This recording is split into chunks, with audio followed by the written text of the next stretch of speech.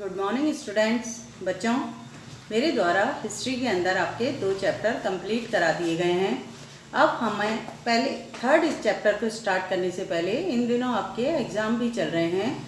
Exam के अंतर्गत आपका जो एसएसटी का सिलेबस आएगा उसके अंदर आपके हिस्ट्री का फर्स्ट चैप्टर और ज्योग्राफी का 5th, 6th और 7th चैप्टर, ये आपके 4 चैप्टर आपके सेकंड टेस्ट के सिलेबस में आएंगे। फिर से मैं रिपीट कर देती हूँ, आपके हिस्ट्री के अंतर्गत फर्स्ट चैप्टर आएगा और ज्योग्राफी के अंतर्गत 5th, 6th और 7th चैप्टर आपके दिया गया है। इन चारों चैप्टरों की अच्छे से तैयारी कर लें और यदि कोई इनसे संबंधित समस्या है आपको तो आप मुझसे कंसल्ट कर सकते हैं। अब हम अपना थर्ड चैप्टर स्टार्ट करते हैं। थर्ड चैप्टर का नाम ही है दिल्ली के सुल्तान। दिल्ली के शासक कहें या दिल्ली के सुल्तान कहें। बच्चों, इस हिस्ट्री की बुक के अंदर 7th स्टैंडर्ड में हम 700 से लेकर 1750 तक के इतिहास का अध्ययन कर रहे हैं। मतलब 700 से 1750 तक की ईस्वी का हमारे द्वारा अध्ययन किया जा रहा है। ईस्वी से 1750 ईस्वी तक का हम इतिहास का अध्ययन कर रहे हैं बच्चों। तो यहाँ पर हमने जब अपने सेकंड चैप्टर को पढ़ा था तो हमारे द्वारा कहीं भी इस तरह की अध्ययन नहीं आया था कि दिल्ली के अंदर राजाओं के मध्य संघर्ष चल रहा है, कि आपस में लड़ाई लड़ रहे हैं कि दिल्ली पर उनकी सत्ता स्थापित होनी चाहिए। दिल्ली को हमने ये देखा कि चाहे राष्ट्रकूट हों, चाहे पाल हों, चाहे चोल हों, वे सब आपस में अपने साम्राज्य के विस्तार के लिए लड़ रहे हैं, लेकिन साम्राज्य की जो मुख्य धारा थी वो उनकी दिल्ली की प्राप्ति, दिल्ली की गद्दी को प्राप्त करने की नहीं थी। 11वीं शताब्दी के अंत और 12वीं शताब्दी के प्रारंभ, मतलब 1100 के बाद का जो शासन चालू हुआ था उसके अंतर्गत जो शासक बड़े बड़े साम्राज्य आए थे वो उन लोगों का मुख्य उद्देश्य दिल्ली को विजय करना या दिल्ली पर अपनी सत्ता स्थापित करना रहा था। पढ़े हम इस चैप्टर के अंतर्गत क्या दे रखा है। सभी अपनी अपनी किताबें निकाल लें। किताब के अंतर्गत पेज नंबर 30 पर ये चैप्टर आपके दिया हुआ है। हमने अध्याय 2 में देखा कि कावेरी डेल्टा जैसे बड़े क्षेत्र बड़े राज्यों के केंद्र बन गए थे। मतलब दक्षिण भारत की जो नदी है कावेरी नदी, उसका जो डेल्टाई क्षेत्र है वहाँ पर वो जो क्षेत्र था वो ही मुख्य रूप से साम्राज्य आधिपत्य की दृष्टि से लड़ाई का केंद्र बना हुआ था। क्या आपने गौर किया कि अध्याय 2 में ऐसे किसी भी राज्य का जिक्र नहीं है जिसकी राजधानी दिल्ली रही हो। इसकी वजह यह थी कि दिल्ली महत्वपूर्ण शहर 12वीं शताब्दी में ही बना था। मतलब ये लाइन नोट कर लेना, दिल्ली महत्वपूर्ण शहर 12वीं शताब्दी में बना था। अब यहाँ पर एक तालिका बनी हुई है। इस तालिका के अध्ययन से पहले नीचे आपके एक चित्र बना हुआ है बच्चों, उस चित्र को देखो ध्यान से। मानचित्र 1 13वीं-14वीं सदी में दिल्ली सल्तनत के कुछ चुने हुए शहरों के बारे में बताया गया है।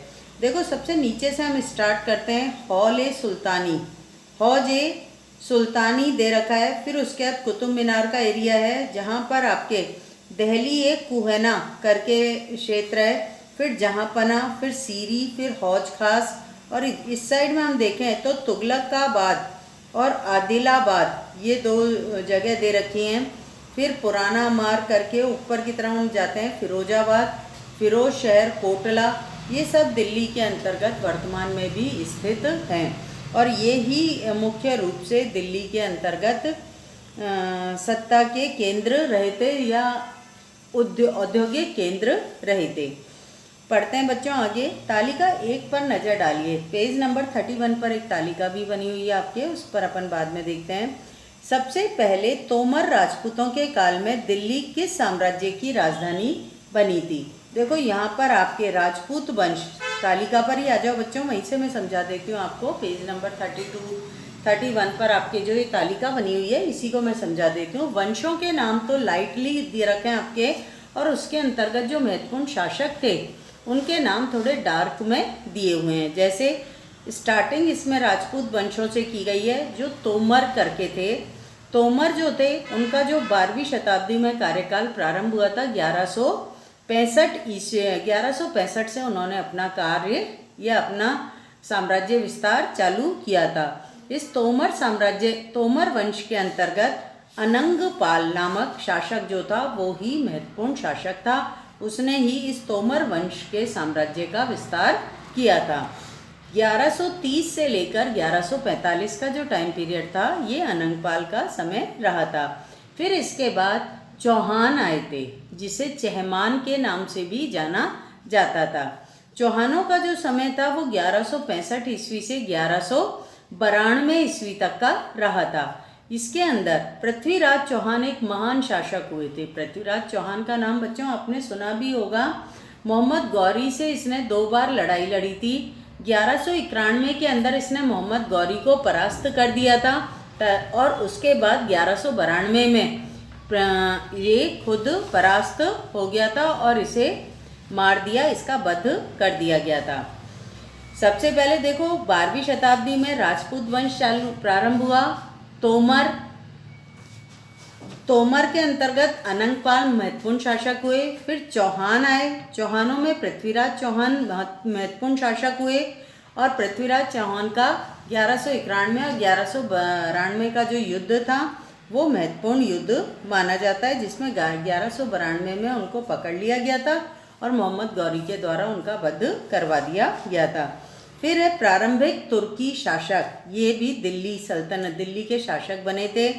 कुतुबुद्दीन ऐबक 1206 से 1210 तक भारत में रहा था या दिल्ली का शासक रहा था। शमशुद्दीन इल्तुतमिश ने भारत के अंदर ये जो तुर्की शासक थे इनका शासन स्थापित किया था। ये अपने कुतुबुद्दीन ऐबक का सेवक ही था और इसने 1210 के अंदर दिल्ली सल्तनत पर अधिकार किया और 1236 तक वहाँ पर शासन किया। इल्तुतमिश की जो बच्चे थे उन लड़कों में किसी में भी प्रतिभा नहीं थी, तो इसलिए उसकी जो पुत्री थी रजिया को शासक बनाया गया 1236 में इल्तुतमिश की मृत्यु के पश्चात, और 1240 तक वो शासक बनी रही थी दिल्ली सल्तनत की। वो प्रथम महिला मुस्लिम शासक थी जिसने भारत में इतने बड़े साम्राज्य पर शासन किया था। लेकिन उसके अपने जो दरबारी थे, कर्मचारी थे, वो ही उसको पसंद नहीं करते थे, क्योंकि वो एक महिला के अधीन होकर कार्य नहीं करना चाहते थे। बाकी रजिया में प्रत्येक वो गुण था जो एक शासक बनने के लिए राजा में होना चाहिए था। फिर रजिया के बाद जो था बलवन शासक बना था, जो 1266 रजिया के बाद जो है गद्दी तुर्की शासकों की ऐसे ही चलती रही और फिर बलवन एक शक्तिशाली शासक के रूप में उभरा था। 1266 से 1287 के रूप में 1287 तक के समय में बलवन का दिल्ली सल्तनत पर अधिकार रहा था या दिल्ली पर शासन रहा था या एक बड़े साम्राज्य का ये शासक हो गया था। इसने कई व्यवस्थाएं चालू करी थी। बलवन के बाद इसके जो उत्तराधिकारी थे वो दिल्ली की रक्षा नहीं कर सके और वहाँ पर खिलजी वंश का शासन स्थापित हो गया 1290 में। खिलजी के अंतर्गत जलालुद्दीन खिलजी 1290 के अंदर गद्दी पर बैठ चुके थे और 1296 तक उनका शासन रहा था। फिर उसके बाद अलाउद्दीन खिलजी बैठे थे। अलाउद्दीन खिलजी जो थे एक प्रतिभाशाली और महत्वाकांक्षी व्यक्ति था, शासक था, और उसने बहुत सारी प्रथाएं प्रारंभ की थी। लंबे समय तक वो दिल्ली के शासन पर बैठा। उसने 20 वर्षों तक दिल्ली सल्तनत पर शासन किया और कई व्यवस्थाएं बनाई। नाप तोल से संबंधित, बाजार से संबंधित उसने नियम बनाए, व्यापार से संबंधित नियम बनाए, सिक्के वगैरह चलवाए, मार्गों का निर्माण किया। कई कार्य खिलजी के द्वारा किए गए थे। फिर उसके बाद आपके तुगलक वंश आया, जो इसके भी जो उत्तराधिकारी थे वो इतने प्रतिभाशाली नहीं हुए और फिर तुगलक वंश की स्थापना की गई।